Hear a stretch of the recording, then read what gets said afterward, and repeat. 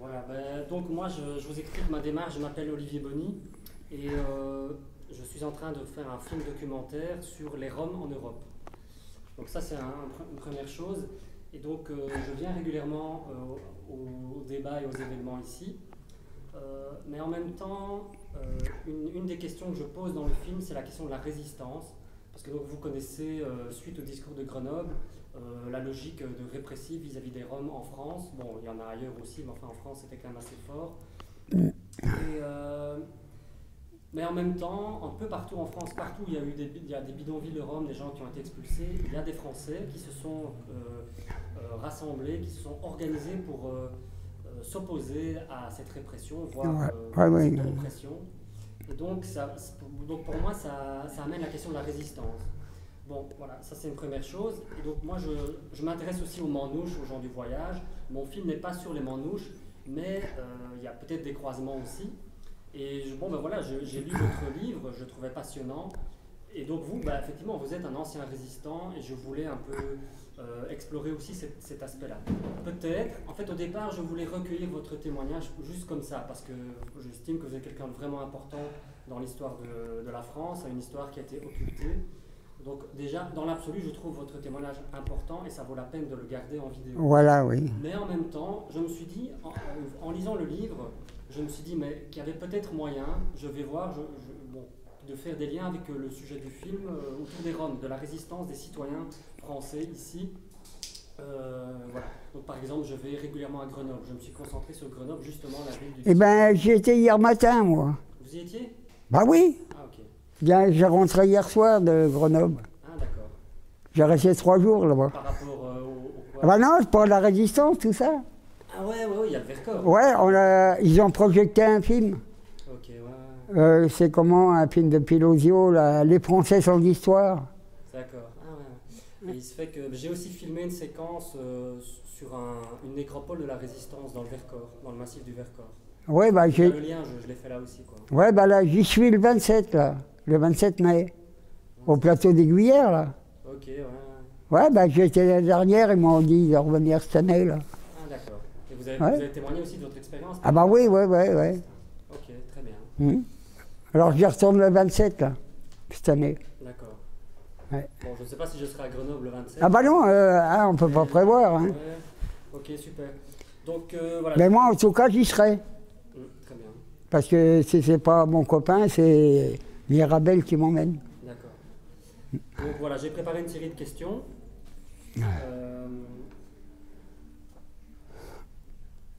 Quand est-ce que vous avez décidé de prendre la parole et de témoigner de l'histoire que vous et votre famille avez vécue? Depuis 1976. Bon, je voulais déjà causer depuis 1976. D'accord. Mais je ne savais pas à qui m'adresser. Bon, j'en parlais comme ça, mais ça n'avait pas l'air d'intéresser. Enfin bon, hein. Alors j'ai tombé sur un ami, là, François Lacroix. Il s'occupe des voyageurs, tout ça, comme vous faites, là. Et lui, il a réussi d'échelon en échelon à arriver à quelqu'un qui voulait nous écouter, et puis bon, c'est là que ça a démarré. Mais pas en 1976. Ça a démarré qu'en 2002. Hein, qu'on a réussi à prouver, à faire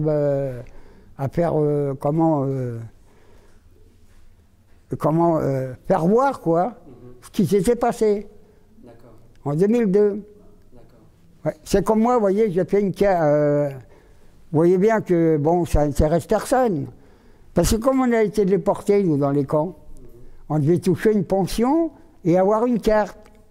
J'ai fait ma demande en 82. J'ai reçu ma carte en 2010.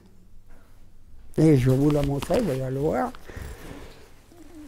Et avec le même papier, la même photo. C'est pour ça que je vais avoir 87 ans, mais je suis jeune pour 87 ans. Hein. J'ai fourni aucun papier. Hein. Et tous les papiers que j'avais envoyés en 82, voilà, ils m'ont envoyé ma carte.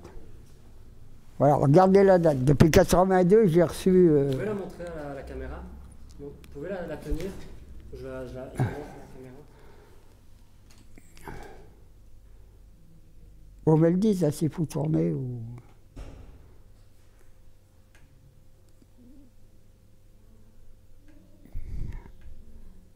Vous aviez quel âge sur cette photo?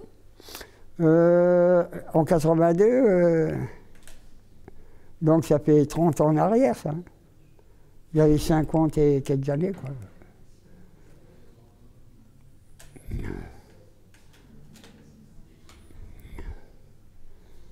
Ok, merci. Alors, vous voyez, elle a mis 30 ans, la carte, pour venir. En fait, vous avez commencé à parler plus officiellement quand vous avez senti qu'on pouvait vous écouter. Voilà, mais... C'était ma deuxième question. Vous voyez, tenez. Hein, je vais présenter ça, mais ils vont dire, c'est pas vous. Hein, 87 ans, là-bas, ma gueule à 87 ans, là. Mais ça fait une différence, hein. Enfin bon.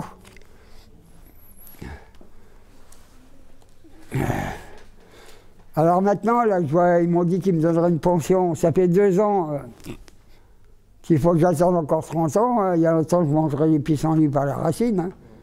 D'accord. Bah ouais. Hein. Enfin bon. Vous êtes entré en résistance durant la Seconde Guerre mondiale. Votre récit dans le livre montre que vous avez commencé à résister dès le début de la guerre, à votre façon, en vous évadant à plusieurs reprises. Voilà, oui. Lorsque vous avez été donc enfermé dans ces camps ou dans les... Après. Ouais. Alors aujourd'hui, pour vous, est-ce que le mot résistance est encore d'actualité? Pas pour moi, hein. Parce que, je vais vous expliquer, comme j'ai fait la demande en 82, oui, pour avoir cette carte-là, on me l'a refusé. Parce que moi, mon histoire, c'est un camion allemand qui m'a... Quand j'ai volé le camion, pour remettre à la résistance, le directeur de l'hôpital, il m'a vu. Il m'a balancé aux Allemands. Ça fait qu'il y a le gardien où j'étais placé, parce que j'ai été placé, j'ai pas fait grand-chose de mal. Je roulais avec un vélo sans pneu, sans chambre à air. Les flics ont passé, ils m'ont chargé moi le vélo, puis hop, en maison de redressement. Bon, la maison de redressement, elle se trouvait dans la cour de l'hôpital. Et puis moi, bon, je faisais du sport, alors... Le gardien, là, il n'était pas méchant, il y a du tout, hein, c'était des gardiens gentils, quoi. Il me dit, j'avais demandé à travailler. Non, il dit, tu vas faire du sport. Alors j'ai dit, du sport, pourquoi faire? J'ai regardé, j'ai fait 3-4 tout périlleux, tu vois, puis hop. Ah! Bon, ben je dis non, je voudrais travailler. Alors il m'a mis à travailler, ramasser le linge sale et mettre du linge propre dans les... Comme ils font là maintenant, quoi, tu vois. Tu ramasses le linge sale et tu mets du propre. Et puis j'ai tombé dans une chambre, il y avait un type qui était blessé. Et puis sa fenêtre a donné juste sur la cuisine. Il était de la résistance. Ouais, il avait été blessé, mais je ne savais pas, moi. Hein. Il avait planqué là pour le soigner, tu vois. Alors bon, il y était, puis oh, j'en connais, il dit, si ils auraient ça, ils seraient heureux. Mais je n'avais pas compris, tu vois, moi, au départ. Bon. Je dis quoi. Puis en fin de compte, tu vois, tous les jours, j'allais y parler, tout ça. Il me dit... je te dis ça, mais c'est moi qui je devais sortir un camion pour emmener à mes... Bon, enfin... Mais il dit, j'ai pas la force, je sais pas... Ben moi, j'ai dit, si tu veux, je vais te le sortir, le camion. Ça fait que j'ai choisi un camion bien chargé, tu vois, pour... Et puis, il me dit, toujours à telle heure, tu y vas, c'est bon. Mais moi, quand j'ai sorti le camion, j'ai mis au croisement, il me dit, surtout, tu n'arrêtes pas le moteur. Bon, ben, j'ai pas le temps d'arrêter le moteur parce qu'il y a 2 boches qui sont venues au courant et puis on me dit ça y est, je suis cuit. Hein. Mais il ne m'avait pas dit qu'ils seraient déguisés en allemand, les résistants. Alors il y en a qui me disent allez, sauve-toi vite. Donc cet épisode-là, ça vous a amené en fait à être emprisonné. Vous êtes, ouais. de ce fait-là, vous avez été déporté. Parce que... Et donc par rapport à ma question par rapport à la résistance, vous évoquez la résistance durant la Deuxième Guerre mondiale, mais moi je parlais aussi de la résistance aujourd'hui. Résister par exemple aux expulsions pour les Roms, est-ce que pour vous c'est un lien avec votre expérience de la résistance? Ah ben oui, monsieur. Dans ce sens-là que je... Oui, parce que ça soit un Rome, ça soit un gitan, que ça soit n'importe quoi, c'est un être humain, pourquoi qu'on le jette dehors en plein hiver? Ouais. Hein? Bon, c'est des malheureux, hein? D'après moi, hein? C'est des malheureux. Ils donneraient du travail, ils ne tendraient pas la mendicité. Ils leur donneraient un logement, ils ne seraient pas dans les bidonvilles. Bah oui. Alors pourquoi ils s'imaginent 4 planches, ils viennent avec un but, ils cassent tous les gosses dehors et puis dans la misère. Mais ça leur fait plaisir ou quoi? C'est des gens, c'est quoi ça?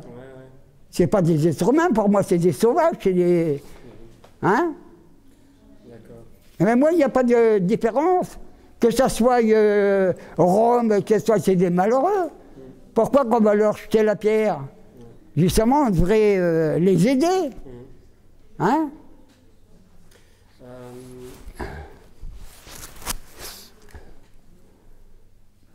Il y a un chapitre qui me semble assez important et il s'appelle Face à face silencieux dans le livre. Ouais. Vous vous souvenez? C'est quand vous retrouvez l'autodrome, vous arrivez devant l'autodrome, vous revoyez le camp dans lequel vous et votre famille vous avez été internés. Pourquoi est-ce que donc vous expliquez que directement vous avez décidé de vous installer là avec votre famille. Pourquoi est-ce que vous vous êtes installé sur ce lieu qui était plutôt un lieu de douleur ou de souffrance? Oui, ben j'ai choisi parce que quand j'ai acheté là, j'ai acheté la ferraille, vous voyez, parce que j'ai fait plusieurs métiers. Hein. Et je me tourne et puis je vois l'emplacement du camp. Bon.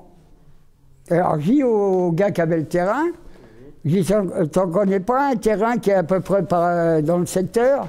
Ben il dit, si tu veux, je te vends bien. Ça fait jouable, tout de suite j'ai acheté. Et tous les matins que je sors, je bois. Mais pas en misère, hein. Je sors, je regarde la colline, je vois mes parents, mes frères et sœurs qui tournent. Et c'est vrai, hein, j'ai dans la tête. Vous voyez des souvenirs? Ouais, je les vois tourner, je les vois... Ouais. Ça fait 42 ans que je suis là. Pourtant, j'ai fait de la route, hein. J'ai revoyagé toute la France après. Mais alors pourquoi être revenu là Je sais pas. C'est une sorte de... Vous savez, un aimant, ça fait. Ouais. Ça attire. J'ai attiré là. D'accord. Pourtant, j'avais un terrain à Rambouillet, tout ça, j'ai tout vendu pour venir là. J'ai revendu mon terrain pour racheter celui-là, et puis voilà. Et ça fait 42 ans que je suis là. D'accord. Avec toute votre famille? Ah ben, Vous êtes nombreux? il y a toute la rue. Et une coïncidence, hein, la rue, elle s'appelle Garenne, chemin de la Garenne. Ouais. Ils ont 2 lettres à changer, ça fait chemin du Rem. Ouais. Hein? Ouais. Et toujours dans ce chapitre-là, il y a un passage que je trouve un peu étrange, parce que donc, justement, c'est le chapitre Face à face silencieux, et vous passez directement du fait que vous voulez vous installer là, et puis vous parlez directement après de l'école et de l'expérience que vos enfants ont eu de l'école, et vous aussi. C'est assez étrange quand on lit, de directement vous passer c'est pas un autre chapitre. Pourquoi est-ce que vous avez associé dans le même chapitre l'école et l'installation en face du camp? C'est parce que, au départ, personne ne voulait accepter mes gosses à l'école. Hein? Et ils les mettaient au fond de la classe, et pas le droit, bon, un bout de papier, et bon, qu'est-ce que vous faites si vous n'avez rien? C'était pour faire voir que les maîtresses, ils ne sont pas corrects non plus. Moi, c'est ce que je voulais expliquer dans... D'accord. Et le fait que ça soit dans le même chapitre juste après, est-ce qu'il y a un lien? Parce que c'est un peu comme si, implicitement, vous associez l'école au camp, quoi. Vous voyez ce que je veux dire? Ah bah oui, au camp, il n'y avait pas d'école. Hein. Oui, c'est ça. Il n'y avait pas d'école au camp. C'est mon frère qui faisait l'instituteur. Ah ouais. Ah oui, il y a tout dans les archives. Hein. Il y a les archives qui prouvent hein, tout le... C'est pas du blablabla, hein, c'est du réel, c'est ce que j'ai vécu. Hein. Comme là-bas, il n'y avait pas de médecin, il n'y avait rien. Il y a une infirmière amenée de Paris, elle n'avait pas de médicaments. Enfin, après, en dernier, elle n'était plus venue, elle venait plus.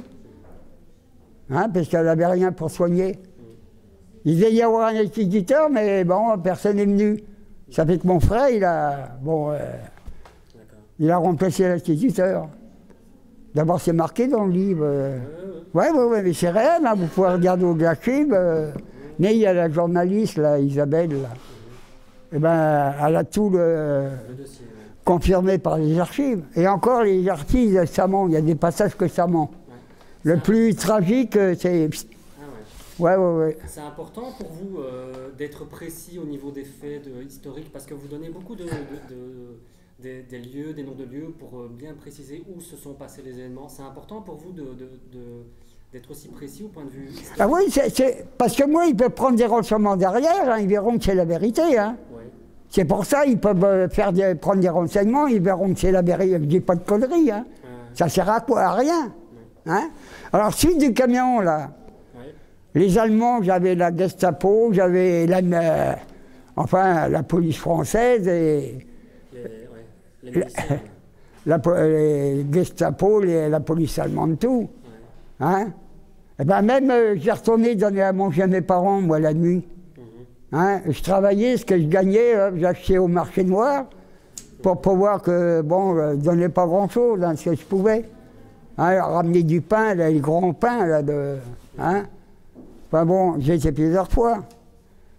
À Montreux-de-Belley, j'y étais aussi. Hein, leur porter à manger. Hein, je faisais la Bretagne en vélo, c'est pour ça les pneus à force. Et puis là, pour avoir des pneus, il faut avoir un bon. Quand ça, ils ne vous donnaient pas de pneus, alors je roulais sur les jambes, quoi. C'est pour ça que j'étais placé. Et c'est de là que la misère est venue. Après de là, ils m'ont mis à... J'ai passé le tribunal allemand, condamné par les Allemands, transféré à Troyes-dans-l'Aube à la prison allemande, et après déporté en Allemagne. Et maintenant, vous savez ce qu'on me dit? J'avais demandé pour avoir une carte de déporté. On m'a dit non, on ne peut pas vous la donner, vous êtes un délinquant, un voleur. Parce que j'ai volé le camion pour donner à la résistance. Mais si vous voulez bien par là, ils n'avaient rien à voir, les Français. Puisque j'ai été condamné par les Allemands, j'ai été déporté et tout par les Allemands. Ils n'avaient rien à voir avec. D'abord à la prison, c'est les gardiens allemands qui nous gardaient, ce n'était pas les Français. Hein. Alors pourquoi ils me traitent de voleurs, de délinquants? Hein? Bon, j'ai fait ce que j'ai pu, et vous voyez, je ne regrette pas. Hein. Ça sera à refaire, je le refais. Je le referai. Parce que, bon, les gens qui meurent de faim, c'est... Hein, bon, le camion, bon, moi, je vais vous dire, j'ai même pas bu une tasse de café sur le camion. Hein, pourtant, il y avait des sacs de café, il y avait tout dedans.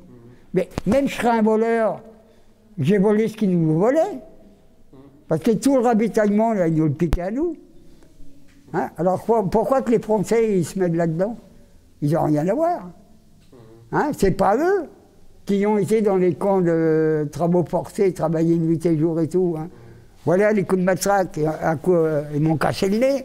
Là, j'ai un trou, mais 70 ans après, regardez, ils m'ont défoncé le crâne. Hein? Bon, ben alors, hein, qu'ils disent pas. Là, c'est comme j'ai fait la libération de Paris. Une balle allemande à me traverser le bras. Vous voyez? Mais. Alors, moi, je ne sais pas ce qu'il faut faire. Comment est-ce que vous expliquez qu'on vous laisse à l'écart de tout ce que les autres résistants ou les déportés ont? Comment est-ce que vous expliquez ça? Mais non, il n'y a pas beaucoup qui ont été reconnus. Ils les oublient. Les manouches, ils les oublient. Ouais, mais même les autres. Hein. Ouais.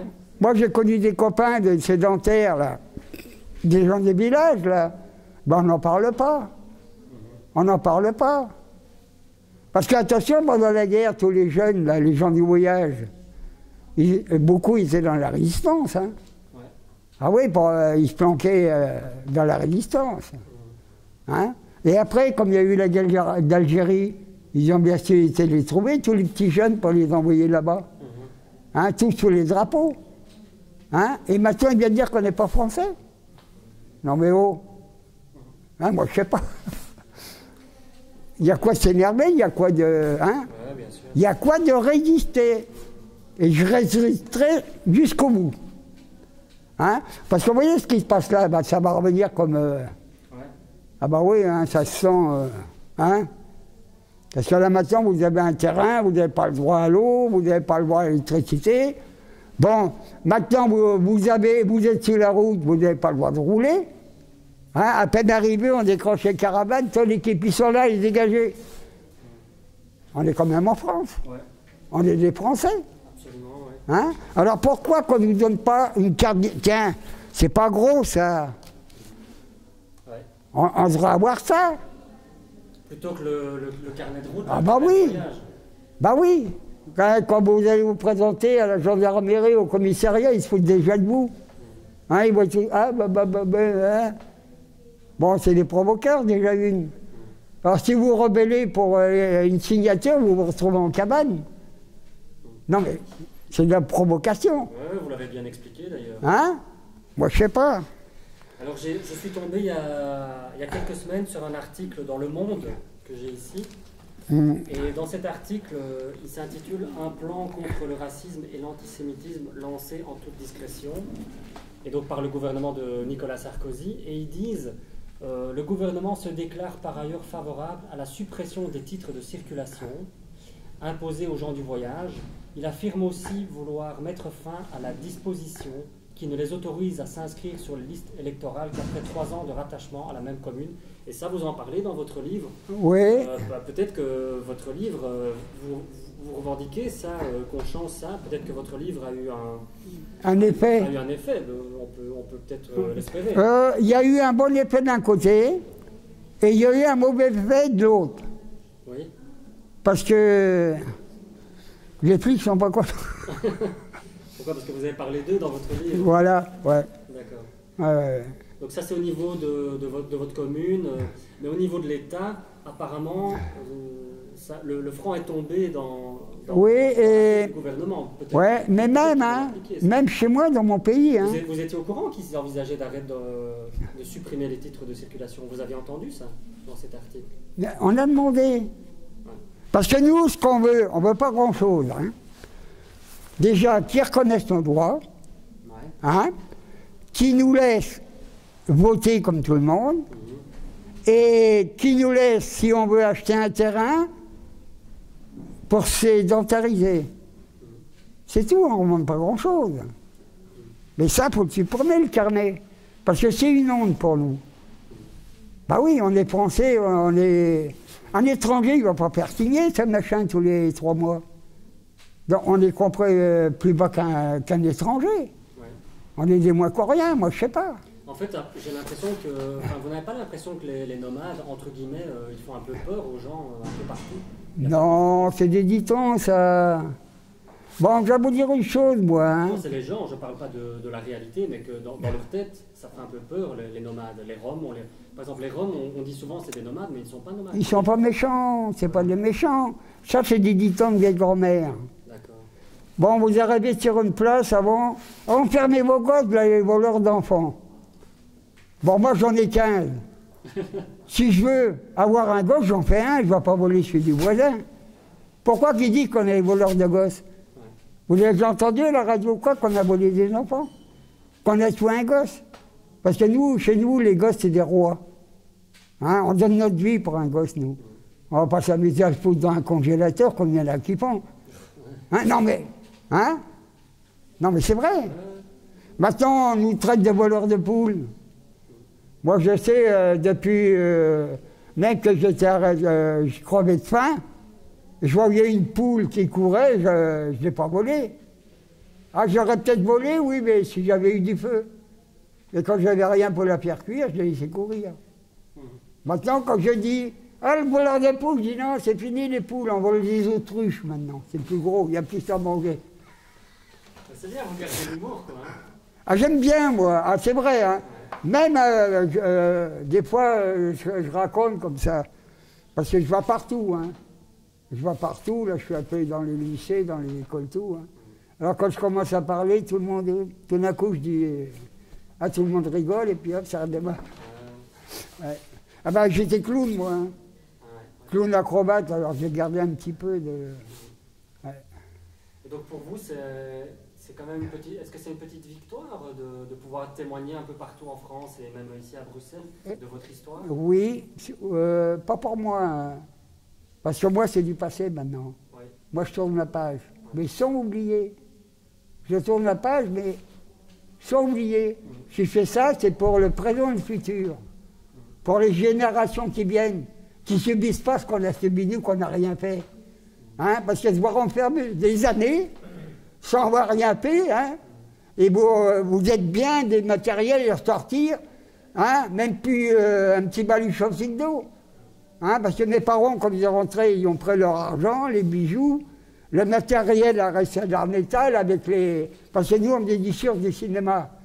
Hein, mon père, comme il a sorti de Montreuil-Bellay, il a été lâché, pas un sou. Pas de nourriture, plus de vêtements. Il arrivait à Darnétal, il n'y avait plus rien, tout a disparu. C'est bien passé quelque part quand même. Hein, alors d'être là, et après il est reparti. De Darnétal à pied, toujours pareil. Aller chiner une patate, un bout de pain dans les fermes. C'est là qu'il est arrivé en Belgique. Hein, il était dégoûté, il a quitté la France. Parce que mon père, lui, il a fait tout la guerre de 14. Hein, il s'est retrouvé sur le sol français, gardé par les Français en plus. Comment il faut, ils disent aux gardiens, c'est malheureux quand même d'avoir fait la guerre de 14 et puis se voir prisonnier sur le territoire français par des Français. Hein. Alors le gardien, il avait honte, je sais pas où, hein. Il ne répondait pas.